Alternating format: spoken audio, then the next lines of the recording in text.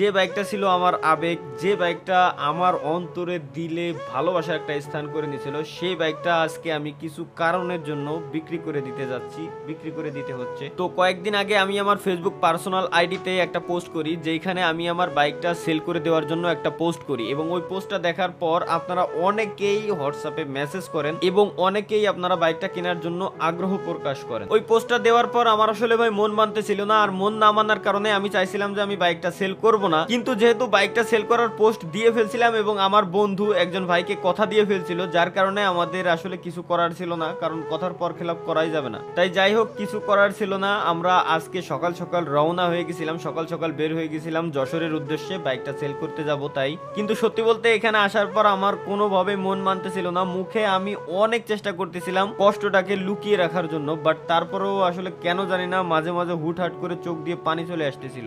3-4 বছর যাবত আপনারা জানেন যে এই বাইকটা আমার সাথে ছিল, আমার কাছে ছিল, এটা আমার সাথে ছিল। তো সেই বাইকটা আজকে আমরা সেল করে দিচ্ছি। যশোরের কাগজ সবকিছু যশোরের ছিল, যেটাই আজকে আমাদের থেকে যশোরেরই ভাই এই বাইকটা নিল। এই ভাইজান বাইকটা মূলত আমাদের থেকে কিনে নিল। তো আমি কয়েকদিন আগেও অবশ্য বলছিলাম, মানে প্রথমত আমি আমার ফেসবুকে পোস্ট করছিলাম যে আমি বাইকটা সেল দেবো, কিন্তু পরবর্তীতে ভাবছিলাম যে বাইকটা সেল দেবো, মতিগতি চেঞ্জ করে ফেলছি। পরে আমার বন্ধু হয় মানে কি মনে করে আল্লাহ জানে, ও সব কিছু ভাইয়ের সাথে কথাবার্তা বলে ফেলছে। ভাইরা সকালবেলা একদিন ট্রেনে করে গেছিল, আর বাইকটা দেখি ভাইরা বাইক দেখছে, মেবি চালাইতে হবে মনে হয়। একদিন আমি ছিলাম না, আমি ছিলাম ঘুমাই। ও বাইক নিয়ে সবকিছু দেখাইছে, সবকিছু কথাবার্তা বলে ফেলছে। এবার কি করার, পরবর্তীতে ভাইরা বাইকটা নিতে চাইছে। বাইকটা এখন আমরা সেল করতেই আসছিলাম। যশোর বিওপি থেকে আমাদের যত কাগজপত্রের লিখিত স্বাক্ষর টাক্ষর যত যা দরকার ছিল আলহামদুলিল্লাহ কেবলমাত্র সব শেষ। কিন্তু মায়ের জিনিসটা এসে সাইডে দিতে আছে, বিষয়টা এছাড়া আর কিছু না।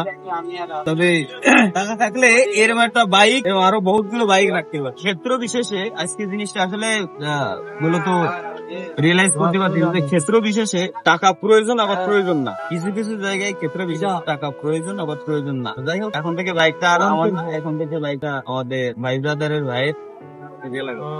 তো অবশেষে আমরা বিআরটি এর সমস্ত কার্যক্রম কমপ্লিট করে, কার্যক্রম শেষ করে দেন হচ্ছে ভাইয়ের হাতে বাইকের চাবি তুলে দিলাম এবং ভাইকে সমস্ত কিছু বুঝিয়ে দিলাম যে কিভাবে বাইকটাকে মেনটেন করতে হয়, কিভাবে জিএসএক্সআর কন্ট্রোল করতে হয়, ইঞ্জিন ব্রেক সহ এ টু জেড সমস্ত কিছু ভাইকে আমরা বুঝাই দিলাম। এবং এই বাইকটা আমার সব থেকে ফেভারিট ছিল একটাই কারণে, কারণ বয়সের তুলনায় আমার হাইট অনেক কম, আর যেটা বলতে আমি একটুও দ্বিধাদ্বন্দ্ব করি না। আমার হাইট অনলি 5'4", দ্যাটস ওয়াই এই বাইকটা আমার জন্য ছিল একেবারে পারফেক্ট। যাই হোক, ভাইকে সবকিছু বুঝিয়ে দেওয়ার শেষে ভাই বাইকটা নিয়ে যখন চলে যাচ্ছিল, ভাই আমি জাস্ট আমার দুই নজর দিয়ে তাকাইছিলাম বাইকটার দিকে।